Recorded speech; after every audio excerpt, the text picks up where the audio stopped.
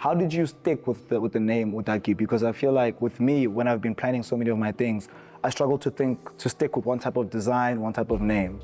It's either very brave or dumb to name a brand and call it Utaki. Yeah. And again, I took that as a challenge, right? I'm sure when you're choosing a team, it's very difficult to set heads of departments. What traits did Snapper have that you decided that now this person can definitely head my design team? Yeah, Snapper's story is quite unique, man. He actually DM'd me. Yeah, don't DM me, guys. But he DM'd me. We actually initially met, I think, in a taxi years ago.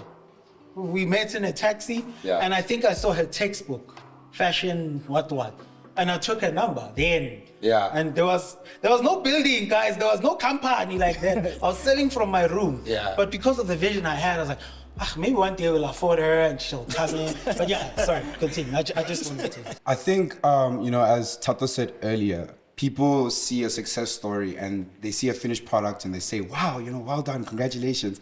But maybe as a question we asked him earlier, you can speak on some of the trials that you've overcome as a team, and how you worked on that. Because I think viewers back home, we're all working in groups of 5, so it'd be nice to hear from you, how your team tries to get that vision across. Okay, let me speak for myself first. So you're not to speak for the core, guys. And then I will, Yeah.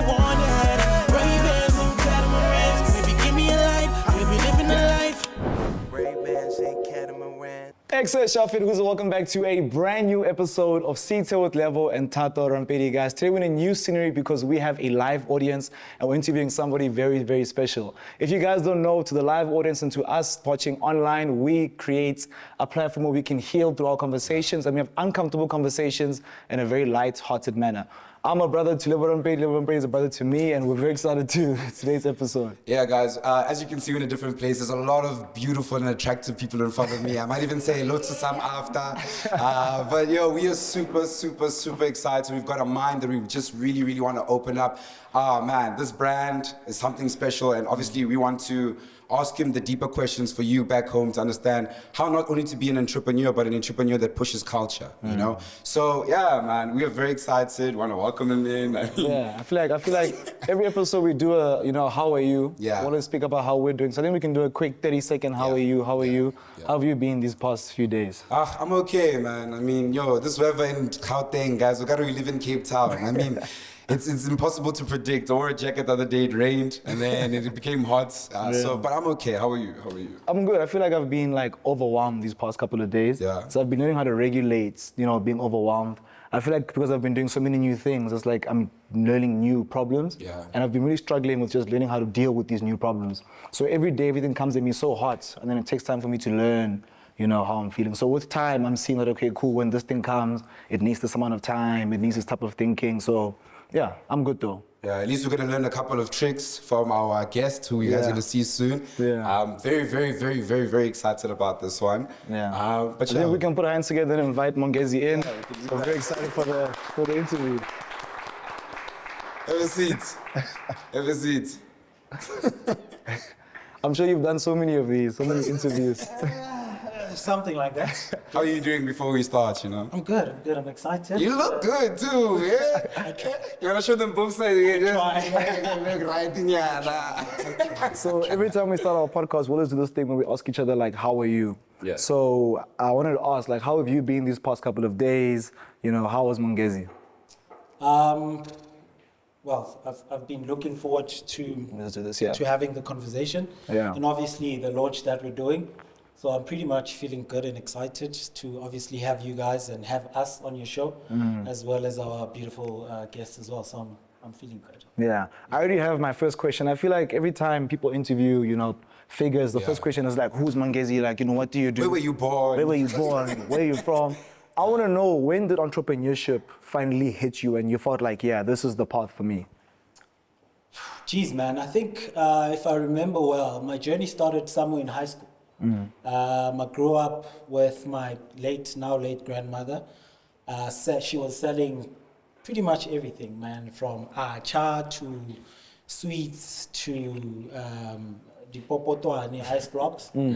So for me, selling was kind of like ingrained in me from a young age. So I kind of like, I guess the bug bit me as well somewhere in high school. I started selling chocolates and sweets around 15, 16. So I guess the fundamentals of being an entrepreneur or entrepreneurship at a lower level, I'd say it started around 15, 16 in high school.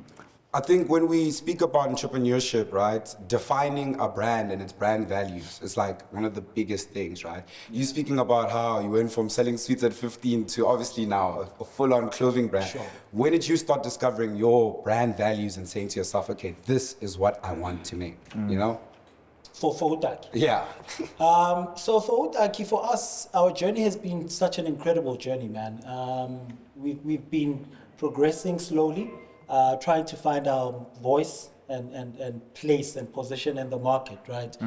And in terms of our brand values, it was quite easy to understand what our brand values are or were as it was, in the sense that how the brand started, it wasn't started because I was locked up in my room somewhere and had a genius idea. My story is actually quite accidental on how Utaki came to be. And maybe I can share a bit about that. So how it started was, I was in my room in Tembisa, I think 17, 18, and there was a T-shirt that was doing the rounds at the time. I'm not sure if you guys are old enough to know this T-shirt brand. No, this. I'm 2K. So the T-shirt was written Umlung. Simple font. Oh, I remember those T-shirts. Yeah. So I liked there was something about the T-shirt, right? But I wanted something similar, but that could speak to me as Utaki, you know. And I sat in my room, I brainstormed a couple of words, names, and I eventually stuck with Utaki. Went to a shop, Mr. Price, got a T-shirt, played around on Adobe. I had had a very, very cranky laptop, designed something quickly using a cracked version of obviously Illustrator. And yeah, that did a mock-up, took it to the printers, used my credit card, store account rather, Mr. Price, and then that was the beginning of the brand. Started with that one T-shirt. Yeah, I'm curious about the mindset when you start taking these types of risks. Nah? I feel like, young people that want to become entrepreneurs and start brands and start businesses, they're so scared of taking that first step and that first, movement towards success. What do you think fueled you to take that first step of, cracking that software, and finally printing out the shirt, finding the supplier to actually print out what you wanted, Personally, I think I have a high appetite for risk. I don't know how many times I've been told something won't work, and for some reason my mind thinks, it processes it as the opposite. Like, okay, let's see if it won't work. So it's been a common trait across my life, where when people tell me or the universe shows me that this thing won't work, it's when it propels me to even try much harder. So I think it's a personality trait of mine, just to have a high risk appetite. That's very powerful. I think when we, speaking about a dream and stuff, we always hear you are your space, and you are your team, And team building is essentially one of the biggest parts of running a company. Because, for example, we work as brothers, as you guys can understand, that can be very tough. I'm the younger brother, so sometimes it's You look troublesome. Yeah, and I'm very much, But building the perfect team for the perfect mission, how do you think you've done that? How did you surround yourself with people that truly embody Utaki? Jeez, yeah. Deep question, that's a good one. Yeah, that's a good one, man. It goes back to what you asked earlier.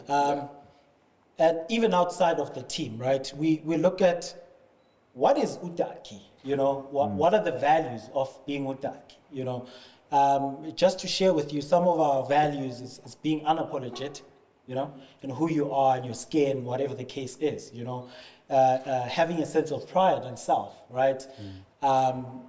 Just having a level of excellence in your work, just to name a few. Yeah. So those are some of the things we look at forget experience, forget that. Young people don't have experience. I mean, we all know the statistics around our unemployment, right? But for me, to build a team, you have to embody and carry some of those values, at least. And it sets the tone for me to build a team that is cohesive and can work together and towards a common goal and vision. You're gonna have to excuse me, Thato. I have a follow-up question on that. So, with your team, I think we have this belief that, once you make it, everything's just rolling nice. Your team has no problems. How do you deal with conflict in your world? Maybe someone has an opposing idea and etc. How do you, in a sense, be a leader? You know what I'm saying? Sure. I don't know if you get my question there. I think I'll give it a whack. So, working with me is easy but very hard. Okay. Because I ask a lot of questions. If you propose an idea, the first question I'm going to ask is why. That's it. If you don't know why, then I'll reject it right then and there. So I force my team to kind of like tap into themselves so that they can unlock critical thinking. Because questions that it's not, most of the time it's not that people can't answer questions. They don't want to answer the difficult questions. And if you don't ask yourself those questions, someone else will. And in our world, that someone is a customer. And that is a very dangerous game to play because we must have the answers and the solutions for the customer. That's what keeps us in business. Very nice answer. Yo. Yeah. I wish I can catch you off guard. I feel like you've done prepared reading. I want to catch you off guard, but it's a very, very nice answer. One thing that I personally struggle with when it comes to like building brands and building people is the actual brand identity and the naming of the brands. How did you stick with the name Utaki? Because I feel like with me, when I've been planning so many of my things, I struggle to stick with one type of design, one type of name. Yeah, great question. There was an expert a couple of years ago when I was consulting, I think it was during COVID, 2020. He's worked with big brands, Nando's, MTN, and them. And so we were just doing some consultative work, right? And he said to me, you have to be it's either very brave or dumb to name a brand and call it Utaki. Yeah. And again, I took that as a challenge, right? But the other half of me understood what he meant because we can't shy away from the fact that historically the name Utaki has been used in a negative light, right? That's just what it is, either by our racial counterparts or even ourselves, right?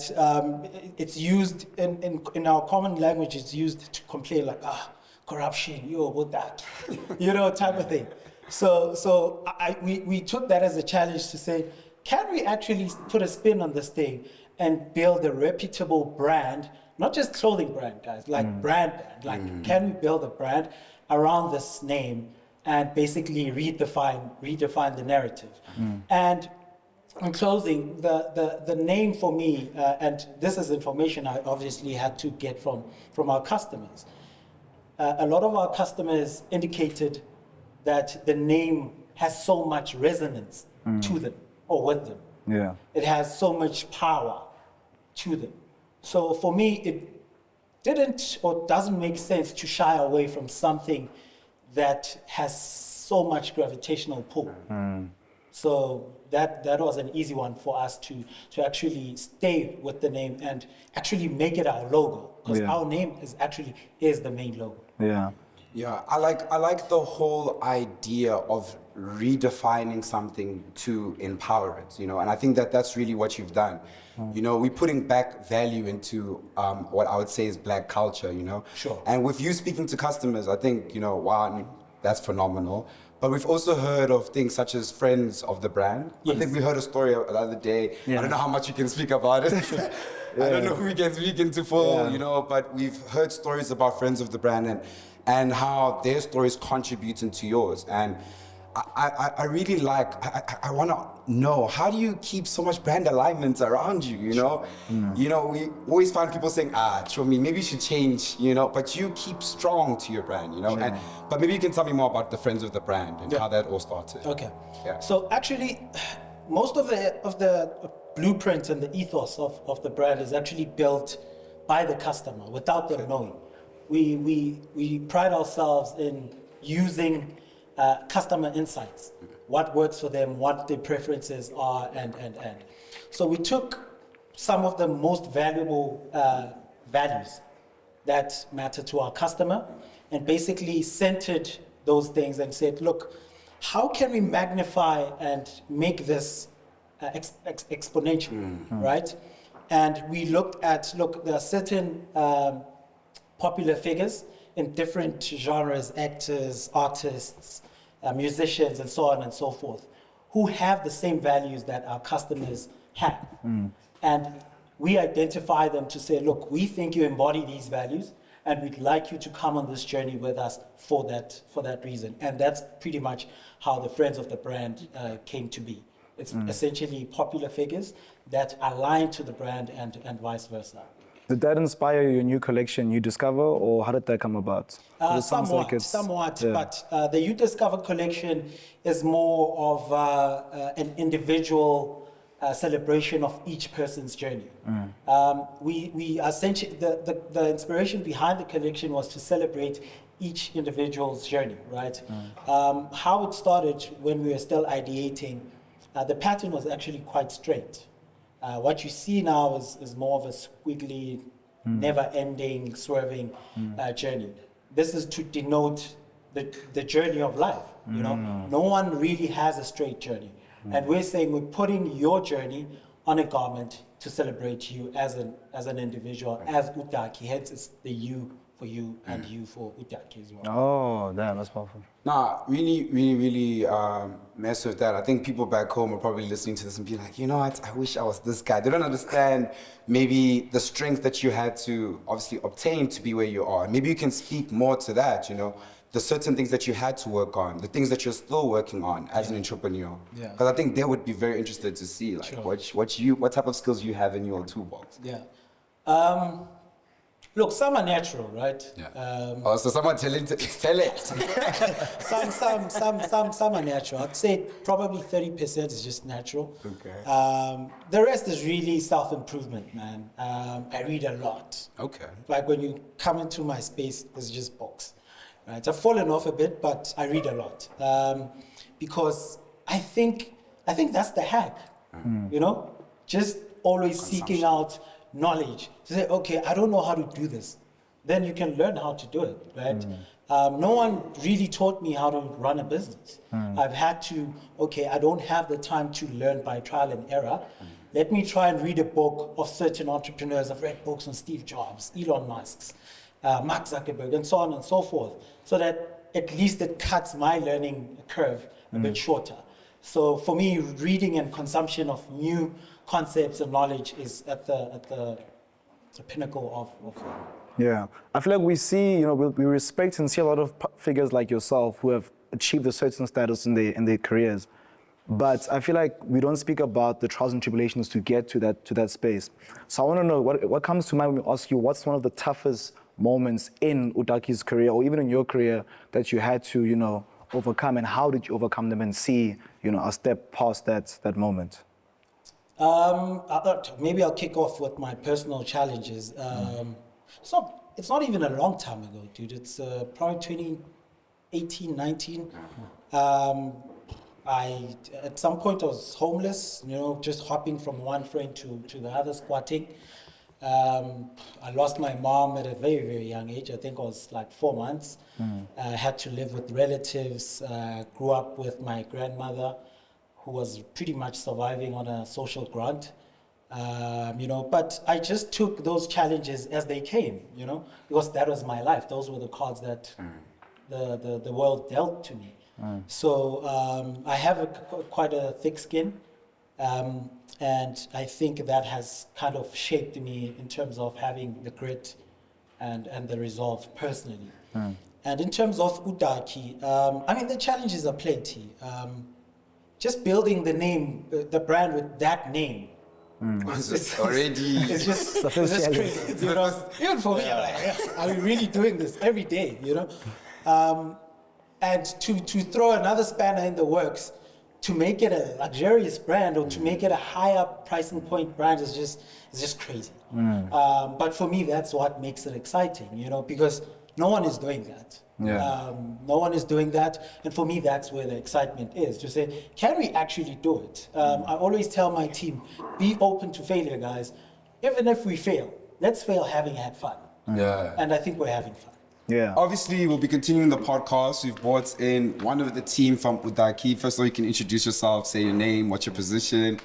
Okay, my name is Spanye and I'm the logistics and supply chain manager for Utaki. Okay, I feel like he must close his eyes. I've got to use shy because their boss is in here.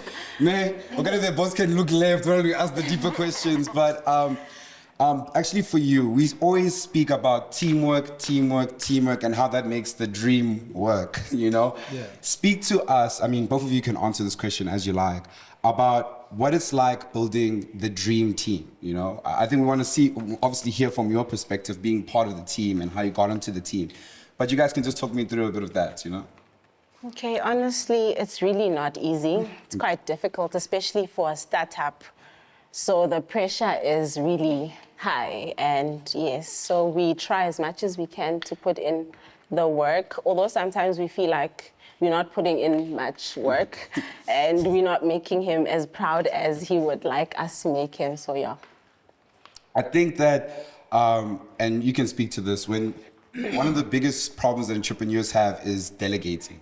You know, I think we hold on to ideas, we try to make sure everything is perfect to the way we like it. Speak to us about how you've learned to delegate and let go a bit of some of the work in order to have the overall dream work, you know? Sure. Great question, Lebo. So I actually learned this quite recently, right? Delegating is somewhat of an art form, right? In the sense that you need systems to delegate. When you delegate without systems, that's just being careless. I was actually sharing with the team. They were saying I'm hogging some of their work. And I'm like, because I haven't created a system enough to basically help you to do your job. You know, I can't just give someone a task and there's no system or procedures for them to do the task. It's me basically setting them up for failure, you know. So for me, delegating has to have systems, and then it makes it quite easy. Then you can delegate, you know. It's quite easy. I think, you know, as Thato said earlier, people see a success story and they see a finished product and they say, wow, you know, well done, congratulations. But maybe as, you know, as a question we asked him earlier, you can speak on some of the trials that you've overcome as a team, you know, and how you worked on that. Because I think viewers back home, I mean, we're all working in groups of 5, you know, so it'd be nice to hear from you, you know, how your team tries to get that vision across. Okay, let me speak for myself first. So You're not to speak for the co-workers. no, and then I will, you know. Yeah, So one thing that Mongezi has picked up from me, he says that I panic a lot. And in order for me not to panic, I need to look at what's the objective of this goal. So before I panic, I need to like check and then what's the objective? Calm down, relax, and then I'll get things done. So with the team, I think, like you said, teamwork makes the dream work. We try as much as we can to push. Yeah. I obviously know that when you have an idea, you know, you do your planning, you do your budget, but one of the things also that we do is how many people will this take? For you, what would you say was like your dream team of amount, like a amount of your, how many people could you have in your team and how you were going to utilize them? We're going to divide them into divisions, you know, in order to obtain what Utaki really wanted. Yeah. Because people always struggle with how many people must I employ? Yeah. You know? True. In fact, I don't think it's necessarily about quantity, you know? I'll use a cliche. It's really about the quality of work that you can get out of your team. I'm very optimistic and I'm very resourceful. So I believe in using what you have until you see that, okay, no, maybe I need more. So no one does one job here. Everyone is doing something else. If you're in logistics, you're also in sales, you know? You welcome customers, customer service. I do it sometimes when I'm around, you know. So once I can see that the team now can't necessarily, that they've reached their limit, then I circle back and try and mitigate those risks by saying, look, maybe we now do have to hire. So that's just my kind of way of doing it.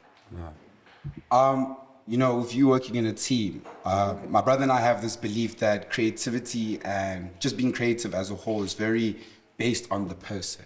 And I think that obviously with Utaki's imagery, you know, you guys all have a say of how you'd like it to be created. How do you think you contribute into the overall values and the creativity of the team, you know? That's a tricky one because... In the logistics. Yeah, that's a tricky one. Yeah, but I think with us, like Mongezi said, we do everything. But at the end of the day, I guess you can only add so much. Yeah. Yes, and then there's times when obviously the design team would ask our inputs, but at the end of the day, they are the ones that decide on the finals. And then when it comes to sales, I think everyone is just involved in sales and we work together as a team. So we try as much as we can to push and please the customer because that's what's more important. Yeah, no. Yeah. I like how you are completely utilizing not one skill per person, but multiple skills. We have this belief that the more you grow a person, the more your company grows, you know? 100%. The skills that you, you know, obviously give to your team ultimately elevate, you know, the entire company as a whole. Now, Yeah, I wanted to ask, so what was the creative thinking behind that advert? I think, do you want to... Yes, I think I So, can. so this is Snap, everybody. He's a part of the design team. Head of Utaki. He's head of design at Utaki. So welcome to Snap, bro. And I actually Hi asked him, everyone. Yeah, I actually Hi, asked him everyone. off camera. He actually designed the collection. So Yeah. I'm curious to know how that was. But can you take us through the video? Okay, so basically the video is inspired by the collection, right? Yeah. So the collection is basically based on individuals' journeys. So we're embracing different journeys, different paths of everyone who's actually trying to reach their goals or chase their dreams. So the video basically it depicts different journeys of women. You know, it's like a game of maze. You know, they come from different angles of life. You know, but they all come together to celebrate one dream. So basically, that's the idea of the video. That's amazing. Simple as that. It's an amazing video. I think congratulations to you and No. the team. You No, guys really thank you. executed. I'm curious, as a team, with your design team, how do you receive how he's trying to, you know, portray the image of the designs? Like, if he says, yo, Snap, I want to do 1, 2, 3, 4, 5, like, how do you bring his visions to life? I think that's one of the toughest responsibility I have, because now the designs, the ideas that he has, sometimes they're not as complete, you know, and whatever that I have to design, it has to leave a message or for someone who's outside to understand without being told what this actually means, you know, because already the word itself, it's a derogatory word. So how do you change that using a graphic or a visual or a photo? It's kind of a difficult task that I have, but I try by all means to make it simple for us to understand and to explain to the viewer or the customer or, you know, third party. Yeah. Yeah, but That's cool. And I'm sure when you're choosing a team, it's very difficult to set heads of departments. What traits did Snapper have that, you know, you decided that now this person can definitely head my design team? Yeah, Snapper's story is quite unique, man. He actually DM'd me. Yeah, don't DM me, guys. But he DM'd me. He DM'd me and told me he'd like to collaborate, what. And I was like, look, come through, let's see what you can do. He came in as he was about to graduate as what were you doing? graphic design. Graphic design. I think he was doing his final year, and just his hunger for the work and just allowing himself to touch a lot of things, because I'd give him this, learn this, give him this, learn that. It allowed me to basically trust him and invest for the brand to invest a lot. I mean, when he came in, he had the most expensive laptop we had in the company was his, right? So that we give him the tools, right? So that he can do what he wants to do. Yeah. As you're speaking about giving him the highest, price laptop, how important do you think it is to invest back into your team? And what are some things that you've done to do that? Yeah, it's important to reinvest in the team. I mean, if not, then what's the point? Because you want to give people the tools to equip them to essentially get the most out of them. You don't want someone, especially in his line of work. He was complaining a couple of weeks ago about the slowness of his computer. Right, as tough as it was, we had to dig in and spend so much money to buy all these gadgets and we use Apple stuff, right? So those things are very, very pricey. Yeah. But it's important to give him the tools that he can enjoy also, to give you the work such as that. Yeah. But I'm curious, Napa, with this collection, what was the journey to really bring it to life from a design perspective? So maybe let me take you back to where it started. Sure. So it was me and our previous fashion designer that we used to work with. So we were just chilling outside, and then he came with an idea. He said, "Guys, I need you to create a pattern." And I think on that day I was on a creative block, really. Yeah, I think you just know that now. I was on a creative block, really. And then I was just writing on the book, trying to think of an idea. And as I was just drawing around, this pattern came out, and then I was like to Gift, do you think this thing can live on clothes? And then Gift, he was like, actually it can live on clothes, So we discussed that with Mongezi, and then he said, okay, you know what? Let me see it first, so to understand. And then when we put it on clothes, it was like there's something that is missing, So we're like, okay. Rather, let's put in the logo just to brand the pattern and make it ours. So hence you see the UD in the logo. Yes. And then we said, okay, now what's the story behind it? We had to again start over. What are we trying to achieve with this pattern? Yeah. We're like, okay, actually, if you look at this, it's like a maze. But what does a maze mean? The objective of a maze is it has a start and a destination, So that's how the idea came about, that people have journeys. They start somewhere. You start as a little kid, you grow up, you face challenges, There's a lot in every journey, and everyone experiences different challenges. Yeah. But we always try to reach that one goal, all of us. So that was the whole idea. That's beautiful. Like everyone else, obviously, we start off with you introducing yourself. What's your role at Utaki? So you can go ahead and do that. Okay. Good evening. My name is Mpho-Mpho, and I am Utaki's fashion designer. Okay, cool. So you discover. Yes.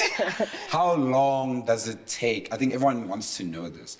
How long does it take to go from scratch, hey guys, let's do a new line, let's do a new clothing, and to it finally being done? How long would it take? It takes forever. It does take forever because there's a lot that we put into the work, and sometimes we don't agree on the same thing, so we have to go back and forth and also seek approval from Mongezi. And then I think, it takes about maybe, let me say 3 months. Yeah, because I think people back home, they have this idea that people are in a room, like a meeting room, like, add black, add a color, and it's actually so much more. And maybe you can speak to what the clothes mean to you, and what's your personal journey with designing it, and obviously it meaning so much to you. So you can talk about that. Okay, so I can say that before you can actually do anything in the fashion industry, you obviously have to do some research and look at the recent trends that are happening, what's happening around the world, who's wearing what, And then obviously you can now find inspiration from that. I can say that right now, the trends that are going on is obviously baggy fits and boxy fits. So that's why our You Discover is the way it is. And then fashion means so much to me, and you need to put in the passion and the work for you to get to where we are right now. Yeah. I think, as we spoke about when building a team, you know, we look for the strengths in people and we look for, you know, the people that will align. How do you pick something so sensitive as a fashion design? Because I need people to understand back at home. This is the person who's ultimately going to, you know, hold your hand in the idea that you have, you know? So how were you able to pick, you know, such talented individuals? I think I have if I do say so myself, I think I do have an eye for talent, right? Okay. Or potential talent. And it's a matter of just guiding people towards a certain vision. Yeah. Yes, you're gonna have to fight quite a bit. I mean, I think some people have cried. You know, when I rain down, I really go hard. Because for me, what we're doing here is very, very important. We don't, for better or worse, we don't have the leeway to, excuse my French, F up, right? Yeah. In the sense that our customers have indicated that there's an identity for them with the brand. And identity is not something you can toy with. So I make sure that the team understands that each design, as much as it can look pretty and everything, for me, the prettiness comes much, much later. It has to have meaning, and not just meaning for us as the people within the company, but even for the end consumer, because that's where the buck stops, right? So it has to have some resonance, it has to have some sentimental value, because people are paying their hard-earned money. And our products are really, if we're being honest and frank, they're not the cheapest. So we need to make sure that our product really pays respect to our customers and taps into their emotional side as well. I want to ask you, because obviously being a creative comes with, as we all know, a lot of rejection. Like a lot of rejection. What sort of, I want to say, mental skills have you placed on yourself to not only be one with like an iron will in your craft, but always be able to deliver in the way that you want to? I think you should not give up, because obviously Mongezi is going to say no to a lot of things. So you need to constantly put in the work and come up with new designs all the time. Yeah, because you can't give up and just because you've got to know doesn't mean you need to stop, you know? I feel as if, as we've met, you know, each member of the team, how well you've translated not your care onto them. You know, it's, you know, speaking from my own experience, you know, having a manager, for example, it is very hard, and I think people will agree, it's very hard to have a dream, have so much care for your dream, and convince an employee to care more than money to also care about your dream. And from what we're hearing, you know, you've truly have a knack for this, and maybe you can express to the audience, you know, how you were able to translate your care to your employees.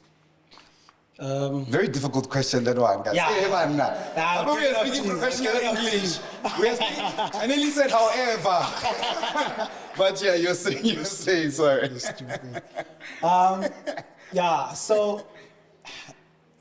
It's a compliment for you to even say I have a knack for it, because I only figured that out sometime this year, you know. We started doing trainings, because as much as I would come in here and there and try to translate what's in my mind and what the customer kind of wants to the team, they just didn't get it to the level that I needed them to, or at least care to the level that I needed them to care at the minimum as much as I do, if not more. So we started, I think 3 months ago. Every week we have trainings. Literally, we're all training. And then after a few weeks, we have assessments on the training. Who we are, why do we do what we do, why it matters, what's the impact, what are the objectives, and so on and so forth. So those trainings have really paid incredible fruits, because I can literally leave the room and you can ask her anything about the brand, and she'll kill it, right? Yeah. And that goes for any team member. And for me, that's very paramount if you really want to build a scalable and long-lasting brand. It has to outlive me and certainly them. And I think that's the way to go about it. I want to ask you, and we'll close off with this question for you. Now, Steffi is just like, if you had a message for your younger self, and you really want to touch their heart and say, yo, don't give up on this thing, what would you say to your younger self about your designing life and what Can they I need to tell learn? you something? Go ahead. I studied from the year 2015 till 2018, fashion school. Yeah. And after that, I had a lot of responsibilities at home, so I had to find a job and work. So my whole life, I've worked at retail. And then Mongezi found me, and I had already given up on... Can I interject? Sorry. Okay. Look at his vending It's a their very important ventures. thing. No. We actually initially met, I think, in a taxi years ago. We met in a taxi, and I think I saw her textbook, fashion, what, and I took her number then. Yeah. And there was no building, guys. There was no company like that. I was selling from my room. Yeah. But because of the vision I had, I was like, maybe one day we'll afford her and she'll come in. But yeah, sorry, continue. I just wanted to. Yeah, but I had already given up on my fashion dream. Yeah. I didn't think I would ever pursue a career in fashion. I just thought I should, find a job to survive and to provide for my family. But then when he gave me that opportunity, I was very grateful. I still am very grateful. And all I can say is people should not give up on their dreams just because of the circumstances that they find themselves in. So you need to push until you get to where you want to be. Yeah, very powerful stuff, I think we can all agree, wow, like, very beautiful stuff. Very excited to see what you do in the future. Tato's back now. So we wanted to touch on your other collection. Could you please tell us a little bit more about it and how it came about? Our latest and last collaborative collection, actually it's our first official collaboration.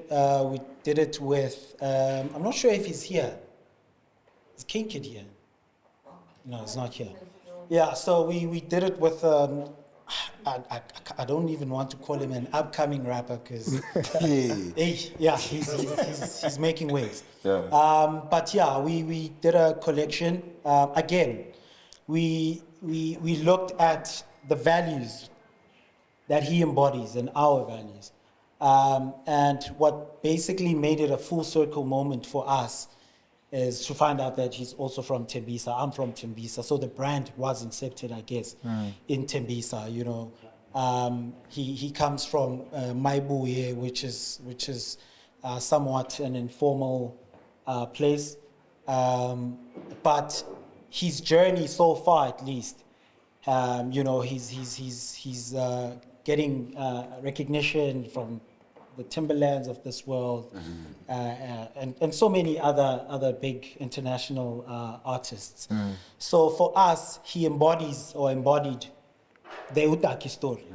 That regardless of where you come from, it doesn't mean that's where you should end, right? And it just so happened that when we reached out to him, he wasn't even this big. Soon after, then he just blew up like that. So.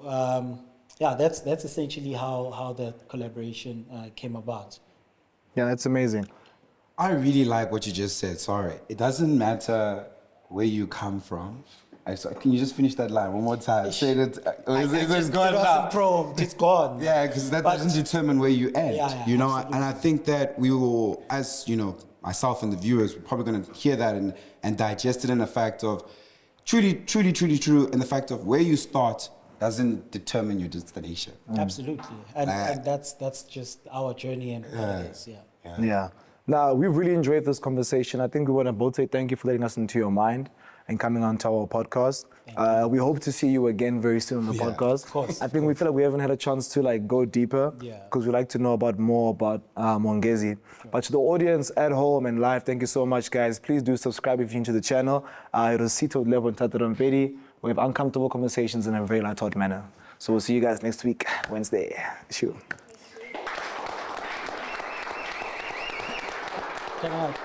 Chosen? Ray-Bans and catamarans, baby, give me a life, baby, living a life. Ray-Bans and catamaran.